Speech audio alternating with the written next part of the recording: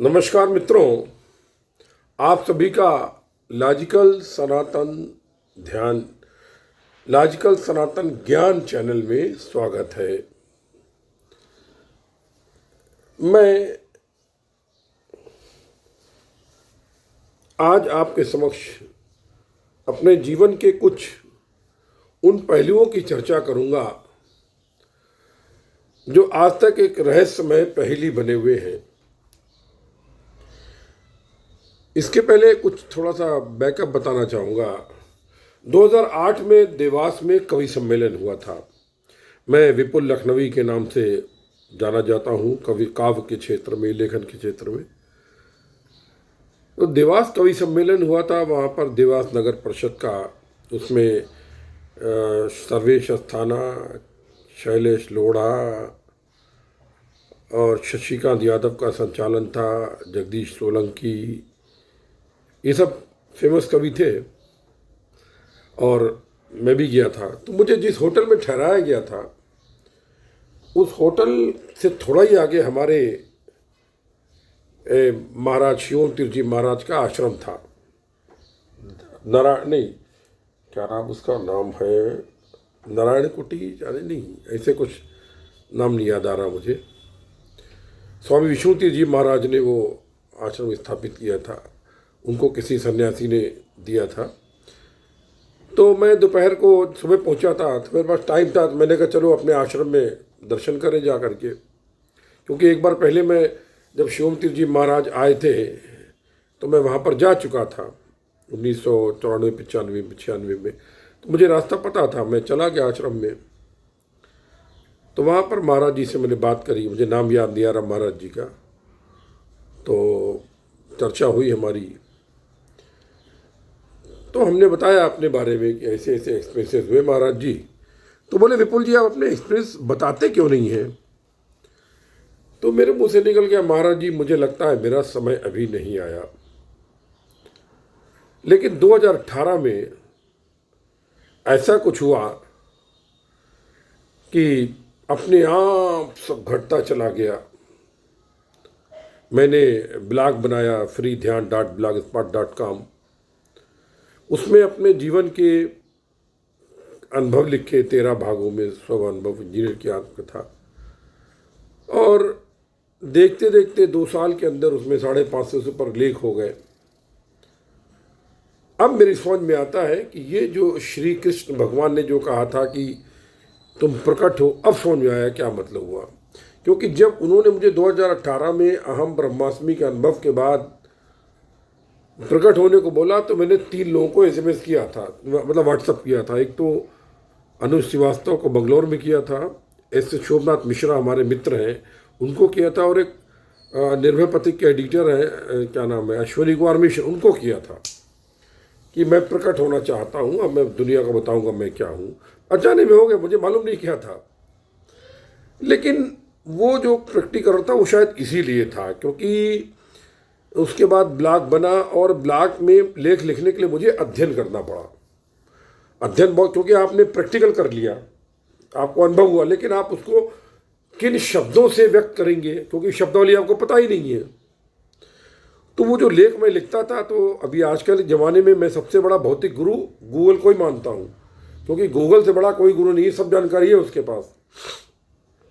तो मैंने फिर गूगल पे सर्च किया, सर्च करता था, पढ़ता था, शब्दों में समझता था, फिर लिखता था लेख में। तो इस तरह से मेरी जानकारी बढ़ती चली गई, और मुझे कुरान, बाइबिल, बौद्धिज़्म, जैनिज़्म, तमाम मतलब बातें जो हैं वो समझने का मौका मिला। और उसका ये नतीजा है कि मैं आज आपके सामने बैठ करके चर्चा कर रहा हूँ। अभी 25 दिसंबर को लखनऊ में मुझे बड़ा सुखद आश्चर्य हुआ, और प्रभु की लीला पर यही कहा, वाह भगवान तेरी लीला अपरंपार है, कैसे रास्ते निकालता है तू। क्योंकि मैं बचपन से जब मुड़ के अपने जीवन में देखता हूँ, तो मुझे लगता ही नहीं है कि कुछ किया है इस विपुल सेन ने, कुछ किया है। करने वाला वही, करवाने वाला वही, मतलब परीक्षा लेने वाला वही, देने वाला वही, नंबर देने वाला वही, उसके अलावा कुछ लगता ही नहीं है कि मतलब हमने इस देह ने कुछ कर्म किया, सब वही कर रहा है। और कहाँ से कहाँ मतलब क्या बोले आपको, दे डाला गया। तो 25 दिसंबर को गुरुकुल कॉलेज लखनऊ में उसके ग्रुप में गीता पर ज्ञान था, चर्चा थी। और वो चर्चा इतने सहज भाव से निकल गई, ऐसे मतलब कि मुझे वहाँ पर एक पत्रकार डॉक्टर अजय शुक्ला का, लखनऊ के पत्रकार हैं, उनका फ़ोन आया नंबर लेकर के। उन्होंने बोले विपुल जी आप, मैं 23 साल से मेरे लेक्चर सुने मैंने, तमाम संतों सन्यासियों के, सब घुमाते हैं, लेकिन आपने गीता के ऊपर सीधे सीधे गोल गोल घुमा के जो समझा दिया तो मेरी भी कुछ कुछ समझ में आया। बोलिए मैं क्या सेवा करूं, और उनसे मेरी मित्रता टाइप हो गई। मतलब तो ये सब प्रभु की लीला है, वो जो कार्य करना होता है उसको कैसे जो है वो यूं यूं घुमाता करता है। तो इसी संदर्भ में मैं आपसे और अपने कुछ जो रहस्य है, जो अद्भुत मेरे जीवन में घटनाएं घटी हैं, वो आपसे मैं शेयर करना चाहता हूँ। आप अगर पढ़ना चाहें तो मेरे ब्लॉग पर जा करके मई 18 में शायद लिखी, मई जून में आप देख सकते हैं। सबसे पहला अनुभव तो जब मैंने सोचा लिखना चालू किया तो तर लिखता गया, और पूरे ब्लॉग पर कोई भी लेख में मतलब कटिंग नहीं करनी पड़ी, एक ही फ्लो में लिखा गया है। मतलब जैसे कि लोग सोच रहा हूँ कुछ नहीं, सीधे फ्लो आता गया, लिखते गए, टाइप करते गए हिंदी में। तो ये ईश्वर की लीला है और कुछ नहीं है। जब मेरा जन्म तो लखनऊ में हुआ था, नमस्ते मोहल्ले में हुआ था, 342/136 में किराए का मकान था। पिता स्वर्गीय योगेंद्र सेन गिरधारी सिंह इंटर कॉलेज में अध्यापक थे, और उस समय पगार आप जानते हैं बहुत कम थी। हम 3 भाई बहन सभी कुछ थे। बाद में 1962 में मदर ने हमारे स्कूल खोला, शिशु विद्यापीठ, स्वर्गीय सौभाग्यवती सेन ने, जो राम मंदिर में बावली बाजार पर है शिशु विद्यापीठ, वो उन्होंने खोला। तो याद आती है एक घटना। तो मैं जब 5-6 साल का था, दोपहर का समय था, कुछ साधु हमारे सामने आए, मतलब घर में भिक्षा मांगने आए। दोपहर गर्मी, मई जून की गर्मी, लखनऊ में गर्मी कितनी पड़ती थी। तो उन्होंने भिक्षा मांगी, तो हमारी मदर ने उनको दोपहर को रोटियां सेकी थी, तो 2-4 रोटी दे दी। हम उससे मेरे होंगे 4-5 साल, तो वो दुआएं देने लगे। अब जब वो दुआएं देने लगे तो मुझे अभी तक अपने वो 5-6 साल की घटना याद, मुझे मतलब माइंड में जो आया, तो वो अभी तक मेमोरी में है। मैं शेखी पे चढ़ गया, जैसे बच्चे चढ़ते हैं कि तारीफ हुई। मैंने पूरा रोटी का डिब्बा इतना बड़ा जो बदर सेका था वो उठा के लाया और ला के उनके हाथ पे धर दिया। तो मम्मी का मुंह फट गया, इतनी मेहनत से रोटी देखी, हमने 4 रोटी दी तो पूरी की पूरी 20-25 तो उसे हैंड ओवर कर दी। तो खैर उन्होंने फिर बहुत आशीर्वाद दिया, मतलब बहुत आशीर्वाद दिया, सर पे हाथ फेरा। और वो 3 सन्यासी थे, एक बीच में गोरा लंबा सा, थोड़ी दाढ़ी, लंबा चेहरा, लंबे बाल, इस तरीके से था, और 2 उसके आजू बाजू में जो शायद उसके जूनियर थे या चेले थे, पता नहीं, वो मुझे शक्ल याद है अभी। चबूतरा ऐसे था तो उसमें यूं खड़े थे, मतलब। तो वो बहुत आशीर्वाद देके घर से निकल गए। तो हमारे पड़ोस में स्वर्गीय इंद्रचंद तिवारी वो रहते थे, हास्य कवि, बड़ो लखनवी, वो रहते थे। मैं उनका पड़ोसी था बचपन में। तो शायद उन्हीं के हास्य का मेरे पर प्रभाव पड़ा कि मैं भी कविता के क्षेत्र में चला गया। खैर वो बात अलग है। तो उनकी वाइफ जो थी, उन्होंने कहा कि उनको बड़ा आश्चर्य हुआ, क्योंकि वो तिवारी ब्राह्मण, कि ये साधु इनके घर में आए, भिक्षा लेके लौट गए, मेरे घर में आवाज़ भी नहीं लगाई, और इसके वहाँ दुआएं दे के चले गए।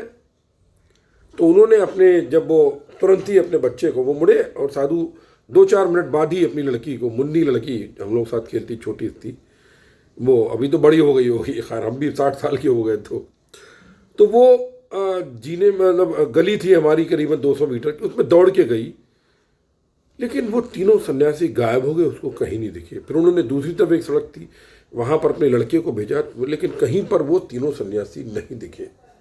ये आश्चर्य था कि वो कौन थे, आप बताइए। एक दूसरी घटना ऐसे ही है कि मैं 3-4 साल का था, चलना सीखा था। तो उस समय घर में चूल्हा जो था मिट्टी का बनता था, मिट्टी मतलब ईंटा रख करके, मिट्टी पोत के उसके ऊपर लकड़ी जला के सब, क्योंकि बिजली और गैस तो बहुत बाद में आई है। तो मम्मी उसमें खाना बनाती थी, रोटी मतलब ऊपर तवे पर सेकी, नीचे डाल के आग में उसको बनाती थी। तो वो चूल्हा कुछ पुराना हो गया, तो मम्मी ने कहा नया चूल्हा बनाएंगे, छुट्टी का दिन था, और उन्होंने चूल्हा तोड़ा। तो हमने कहा मम्मी मैं भी जो हूँ आपकी सहायता करूँगा, और मैं एक ईंटा ब्रिक जो होता है वो दोनों हाथों ऐसे उठा करके, छोटा बच्चा नहीं उठा पाता था, ऐसे उठा करके बाहर एक बरामदे में के बाहर छोटी सी मिट्टी की जगह थी, वहाँ पर रखने के लिए चल गया। मैं ईंटा लेकर के वहाँ गया तो अचानक मुझे कुछ लेकर में चलता हुआ प्रतीत हुआ। तो मैंने कहा मम्मी मम्मी मेरी छुच्चू में कुछ चल रहा है। मम्मी बोली उतार उतार, लेकर उतार उतार। मैं समझा ही नहीं, मैंने लेकर उतारा तो इतना बड़ा एक काला बिच्छू जांग के ऊपर खड़ा हुआ था, बिच्छू काला एकदम, और वो चल रहा, उसने कुछ किया नहीं, काटा वाटा नहीं। मम्मी ने उसको चिमटे से नोचा, नोच के बाहर फेंक दिया, लेकिन ये गलत किया, उसको मार दिया। मारना नहीं चाहिए था, उसने मेरे साथ कोई भी गलती नहीं करी, मतलब नहीं किया। अब चलिए वो अब ये अभी की बात होता है, वो तो मार दिया गया, लेकिन उस बिच्छू ने जांग पर हमारे नेकर में चलते हुए एक भी डंक नहीं मारा, कोई नुकसान नहीं पहुंचाया। ये क्या था? ये जो नास्तिक अवसरवादी वैज्ञानिक बनते हैं अपने आप को और ईश्वर को नहीं मानते हैं, उन मूर्खों से मैं पूछना चाहता हूं ये क्या था? ये मुझे बताइए आप। बिच्छू ने क्यों नहीं काटा? ये संयोग था।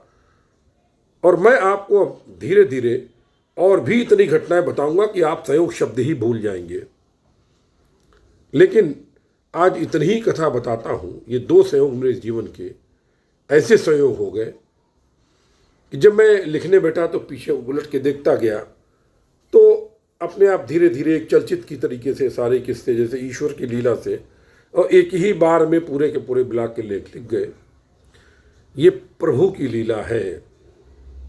तो मानो या ना मानो, तुम्हारा बाप इस जगत में मौजूद है, और आज नहीं तो कल तुम्हें उसकी शरण में जाना ही पड़ेगा। इसलिए बेहतर है आज चले जाओ।